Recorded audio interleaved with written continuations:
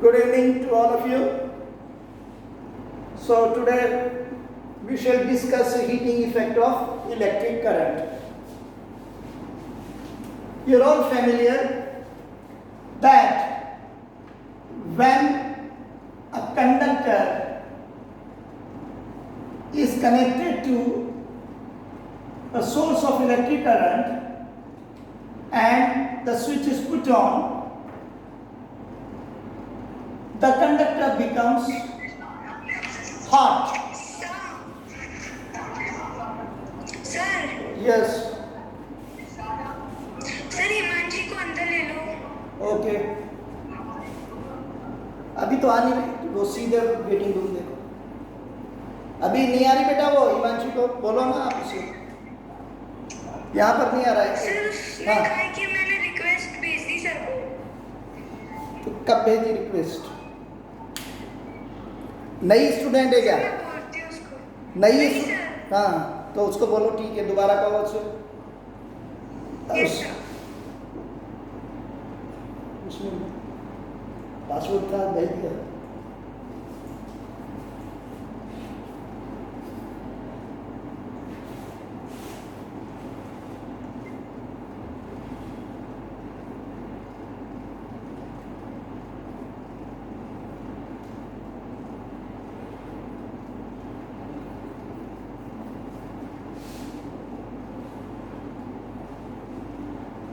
आगे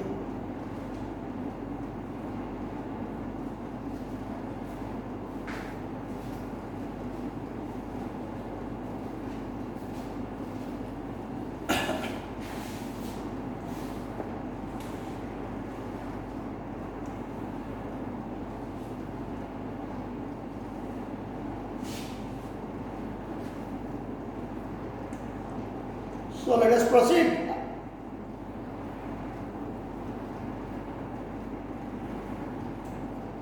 You can hear me?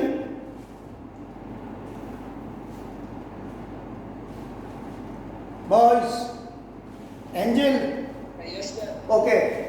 Yes, sir. Yes, sir. Okay. Shall we start?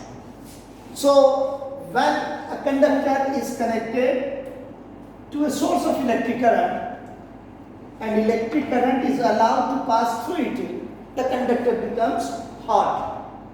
Obviously, electric energy is transformed or converted into heat energy. This transformation of electric energy into heat energy is called heating effect of electric current. We shall see why a conductor becomes hot when electric current is allowed to pass through it. You are all familiar that a conductor has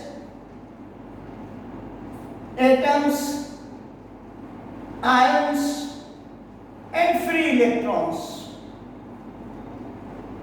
And these free electrons drift when the conductor is connected to a source of electric current or it is connected to a battery.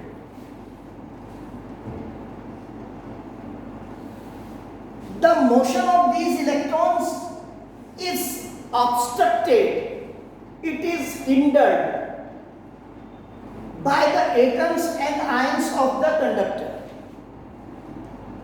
During their movement, the electrons collide with the atoms and ions of the conductor and transform their energy to the atoms or ions. Result, the atoms and ions of the conductor begin to oscillate with a greater amplitude. उनका amplitude बढ़ जाता है and therefore the average kinetic energy of the atoms and ions of the conductor is increased. And as the average kinetic energy of the atoms and ions increases, the temperature of the conductor increases and it becomes hot.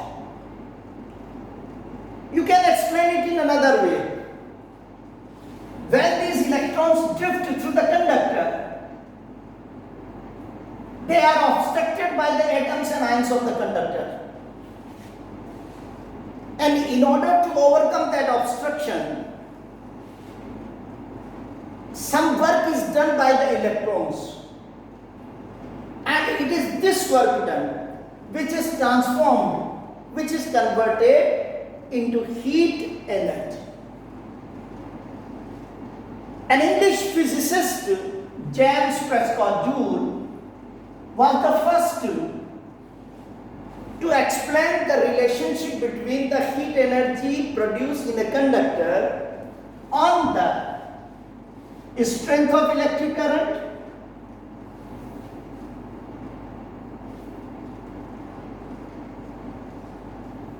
on the resistance of the conductor and on the time t for which electric current is passed through the conductor. Heat energy produced in a conductor depend on three factors. It was for the first time was studied by James Prescott joule. ये पहले व्यक्ति थे जिसने ये relationship establish की कि जो heat energy produce होती है किसी कंडक्टर में वो डिपेंड करती है थ्री फैक्टर्स पर. What are they? Strength of the electric current I, resistance of the conductor R, and time for which the electric current is passed through the conductor. Let's see how these three factors determine the heat energy produced in a conductor. According to Joule, the heat energy produced in a conductor is directly proportional to the square of electric current. Heat energy produced in a conductor is directly proportional to the square of electric current. Means if the resistance and the time are kept constant and current is doubled, the heat energy generated will be increased by the square of the two, that is 4 times. If the magnitude of the electric current is increased 3 times, the heat energy generated will be increased by the square of the 3, that is 9 times. Second, the heat energy produced in a conductor is directly proportional to the resistance of the conductor. If the current is kept constant, time is kept constant, then the heat energy generated in an electric conductor is directly proportional to the resistance.